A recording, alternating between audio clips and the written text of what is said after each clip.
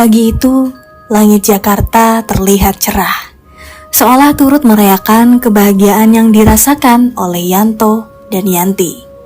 Jalanan menuju Bandara Soekarno-Hatta dipenuhi dengan kendaraan yang berlalu lalang, menandakan rutinitas kota yang tak pernah tidur.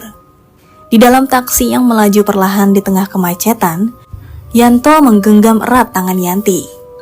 Keheningan di antara mereka terasa nyaman, seakan kata-kata tak lagi diperlukan untuk mengekspresikan perasaan mereka yang penuh harap dan sedikit gugup.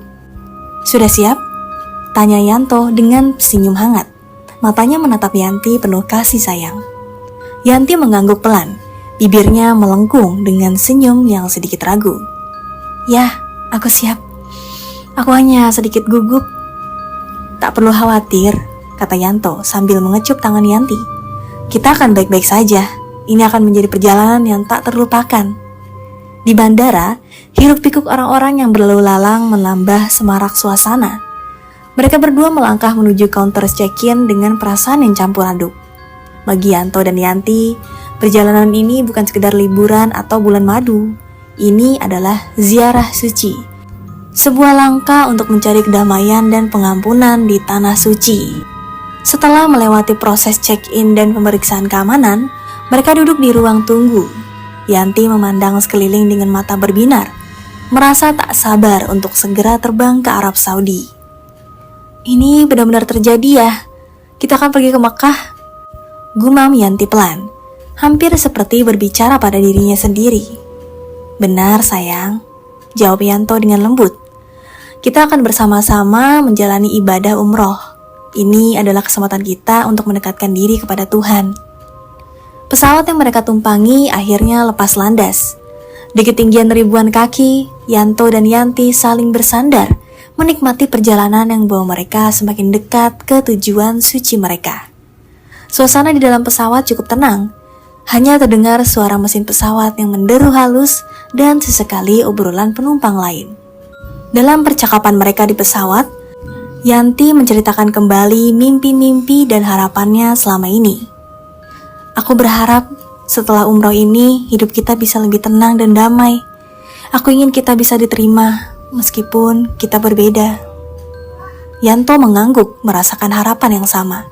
"Aku juga, Yanti. Aku ingin kita bisa menjalani hidup dengan lebih baik.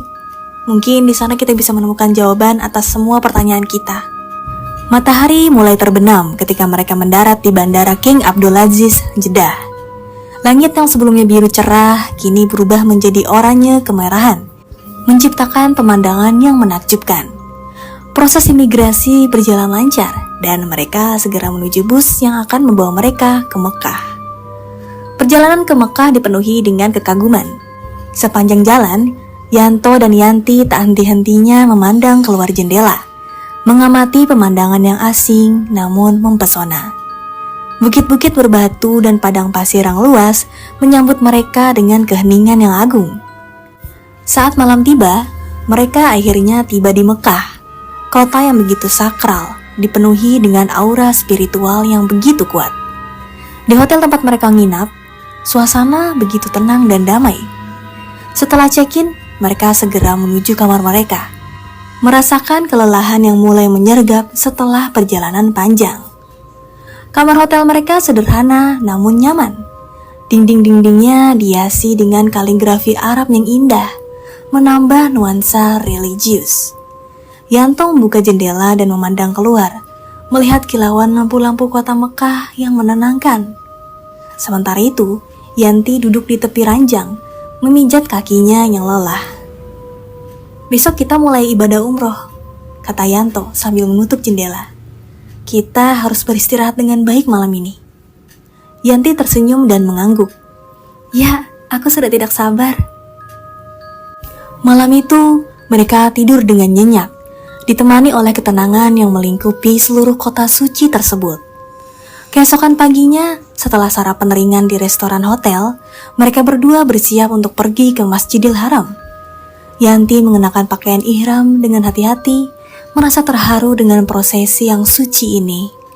Yanto membantu memasang kain ihramnya, memastikan semuanya sesuai dengan aturan yang telah mereka pelajari. Saat mereka tiba di Masjidil Haram, hati mereka dipenuhi dengan rasa kagum dan haru.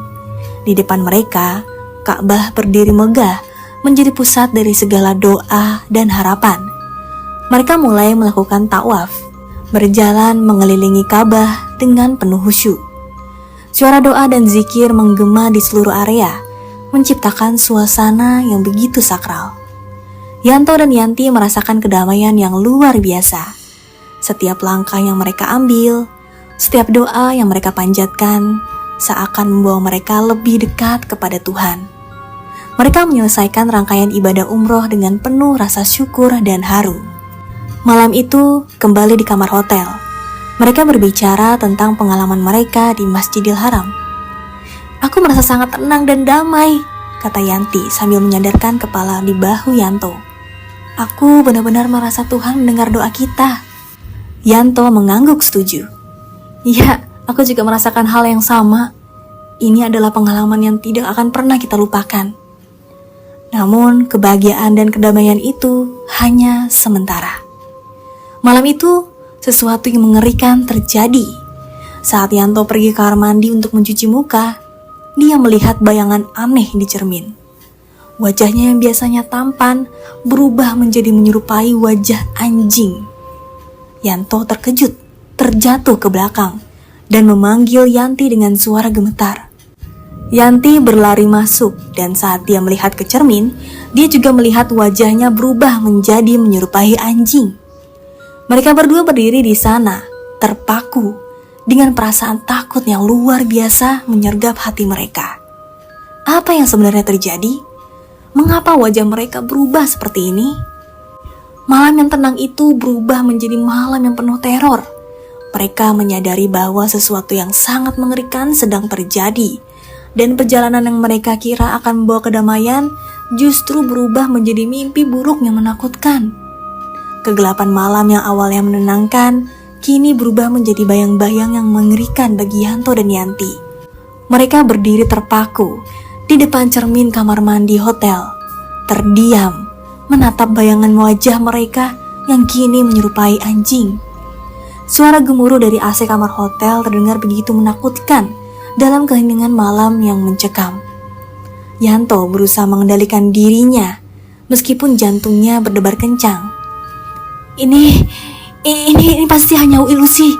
Kita mungkin terlalu lelah, katanya, berusaha meyakinkan dirinya sendiri lebih dari Yanti. Yanti menggelengkan kepalanya dengan mata penuh ketakutan. "Tidak, Yanto, aku juga melihatnya. Wajah kita benar-benar berubah." Suaranya terdengar serak, hampir seperti bisikan. Mereka berdua duduk di tepi ranjang, mencoba menenangkan diri dan mencari penjelasan logis atas apa yang baru saja terjadi. Yanto meraih ponselnya dan mencari di internet, berharap menemukan jawaban. Tetapi semakin banyak dia mencari, semakin sedikit yang dia temukan yang masuk akal. "Bagaimana kalau kita hubungi pihak hotel? Mungkin mereka bisa membantu," usul Yanti dengan nada putus asa. Yanto setuju meskipun dia merasa ragu. Mereka menelpon resepsionis dan menjelaskan situasi mereka. Tidak lama kemudian, seorang petugas hotel datang ke kamar mereka. Namun, ketika dia melihat wajah Yanto dan Yanti, dia mundur dengan wajah ngeri. "Ada apa dengan kalian?" tanya petugas itu dengan suara gemetar, jelas ketakutan. Kami juga tidak tahu," jawab Yanto, suaranya hampir pecah. "Kami membutuhkan bantuan. Apakah ada dokter atau seseorang yang bisa membantu kami?" Petugas hotel, meskipun terlihat ketakutan, akhirnya setuju untuk memanggilkan seorang dokter. Tidak lama kemudian seorang dokter tiba di kamar mereka. Namun setelah memeriksa mereka dengan teliti, dokter itu juga terlihat bingung dan tidak bisa memberikan penjelasan yang masuk akal. "Kondisi ini sangat aneh," kata dokter itu, menggelengkan kepalanya. "Secara medis tidak ada yang salah dengan kalian. Mungkin ini lebih kepada masalah psikologis atau spiritual." Setelah dokter pergi, Yanto dan Yanti merasa semakin putus asa. Mereka mulai merasa terasing dan tidak tahu harus berbuat apa. Malam itu mereka hampir tidak bisa tidur. Terus-menerus terbangun oleh mimpi buruk dan bayangan wajah mereka yang berubah. Keesokan paginya, setelah sarapan yang hampir tidak bisa mereka nikmati, Yanto dan Yanti memutuskan untuk pergi ke Masjidil Haram lagi. Mereka berharap bahwa doa dan permohonan mereka di tempat suci itu mungkin bisa memberikan jawaban atau setidaknya ketenangan. Di tengah keramaian jamaah yang berdoa dan beribadah, Yanto dan Yanti merasa lebih kecil dan tak berdaya. Mereka berdiri di depan Ka'bah dengan air mata mengalir di wajah mereka yang kini terlihat aneh dan menyerupai anjing. Mereka berdoa dengan khusyuk, memohon ampunan dan bantuan dari Tuhan. Tuhan, kami tidak tahu apa yang telah kami lakukan sehingga mendapatkan azab ini, bisik Yanto dengan suaranya hampir tidak terdengar. Tolong beri kami petunjuk dan ampuni dosa-dosa kami. Yanti yang berdiri di sebelahnya menangis tanpa suara. Doa-doanya penuh dengan rasa penyesalan dan harapan akan pengampunan. Mereka merasa seperti semua mata tertuju pada mereka. Meskipun kenyataannya tidak ada yang benar-benar memperhatikan. Setelah berdoa selama beberapa jam, mereka merasa sedikit lebih tenang. Meskipun masalah mereka masih belum terpecahkan. Mereka kembali ke hotel dan mencoba mencari cara untuk mengatasi situasi ini. Namun, setiap kali mereka melihat cermin, bayangan wajah mereka yang menyerupai anjing selalu kembali menghantui mereka. Beberapa hari berlalu dalam kebingungan dan ketakutan. Mereka mencoba mencari bantuan dari berbagai pihak, termasuk ulama dan orang-orang bijak di sekitar Mekah. Tetapi, tidak ada yang bisa memberikan jawaban yang memuaskan. Sebagian besar orang menganggap mereka gila atau berhalusinasi. Sementara itu, kondisi mental mereka semakin memburuk. Yanto seringkali merasa putus asa dan depresi. Sementara Yanti mulai menunjukkan gejala-gejala gangguan mental. Mereka berdua mulai kehilangan harapan dan merasa bahwa mereka telah benar-benar dikutuk. Suatu malam ketika mereka berdua duduk di kamar hotel dalam keheningan yang menakutkan, Yanti tiba-tiba berbicara dengan suara yang penuh emosi. Yanto, aku merasa ini adalah akibat dari dosa-dosa kita. Mungkin Tuhan sedang menghukum kita. Yanto memandang Yanti dengan mata yang penuh kesedihan. Mungkin kamu benar, tapi apa yang kita bisa lakukan sekarang? Kita sudah mencoba segala cara. Yang bisa kita lakukan hanyalah terus berdoa dan memohon ampunan, jawab Yanti dengan suara yang gemetar. Mungkin ini adalah ujian bagi kita, ujian yang sangat berat. Malam itu mereka berdua berdoa lagi dengan penuh harapan dan penyesalan. Meskipun wajah mereka yang menyerupai anjing masih menghantui mereka, mereka mencoba untuk menemukan kedamaian dalam doa dan keimanan mereka. Akhirnya, mereka memutuskan untuk tinggal di Mekah lebih lama, berharap bahwa dengan lebih banyak berdoa dan beribadah, mereka bisa mendapatkan pengampunan dan pemulihan. Meskipun perjalanan mereka yang awalnya penuh harapan telah berubah menjadi mimpi buruk, mereka tetap berusaha untuk menemukan makna dan pelajaran di balik cobaan yang mereka hadapi.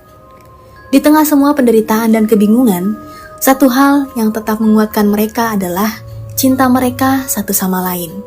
Meskipun dunia seakan-akan menolak mereka, Yanto dan Yanti tetap berpegangan tangan, berusaha menemukan jalan keluar dari mimpi buruk yang tidak pernah mereka bayangkan sebelumnya.